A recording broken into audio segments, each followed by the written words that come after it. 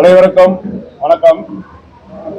வருகின்ற 2026 சட்டமன்ற தேர்தலில் தேசிய ஜனநாயக கூட்டணியின் சார்பில் எனக்கு வாய்ப்பளித்த மரியாதைக்குரிய மாவட்ட செயலாளரும் கழக அமைப்பு செயலாளரும் முன்னாள் அமைச்சருமான அண்ணன் பி தங்கமணி அண்ணன் அவர்களின் வழிகாட்டுதலின்படி தேசிய ஜனநாயக கூட்டணியின்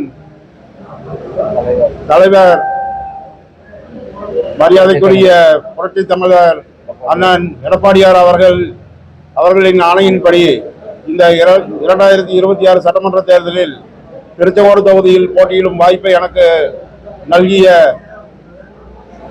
அவர்களுக்கு என் நன்றி கலந்த வணக்கங்களை தெரிவித்துக் கொண்டு, நான் இந்த சட்டமன்ற தேர்தலில் வெற்றி பெற்று இந்த தொகுதி மக்களுக்கு அண்ணன் கூறியுள்ள அனைத்து தேர்தல் திட்டங்களையும் உங்கள் வீடு கொண்டு வந்து சேர்ப்பேன் என்று நான் உங்களுக்கு உறுதியளிக்கின்றேன். வருகின்ற சட்டமன்ற தேர்தலில் எனக்கு பெருவாரியான வாக்குகள் வித்தியாசத்தில் இரட்டை இலை சின்னத்தில் வெற்றி பெற செய்யுமாறு உங்கள் அனைவரையும் இருகரம் கூப்பி வேண்டி கேட்டுக்கொள்கின்றேன்.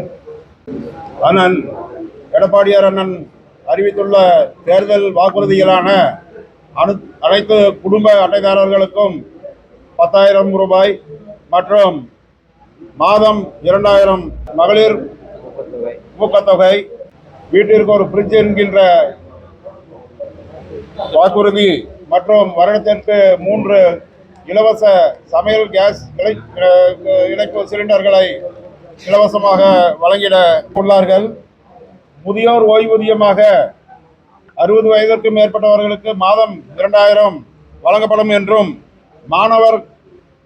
மாணவிகளுக்கான கல்வி கடன் தள்ளுபடி என்றும், அரசு பள்ளி மாணவர்களுக்கு மருத்துவ படிப்பு இடஒதுக்கீடு 7.5% 10%, அம்மா இல்ல திட்டம் மூலம் அனைவருக்கும் வீடு இல்லாதவர்கள் அனைவருக்கும் வீடு உள்ளார். அம்மா இருசக்கர வாகன திட்டம் இதுவரை செயல்படுத்தப்படாமல் திமுக ஆட்சியில் நிறுத்தப்பட்டுள்ளது. அதை அண்ணன் வந்தவுடன் மீண்டும் அமல்படுத்த உள்ளார்.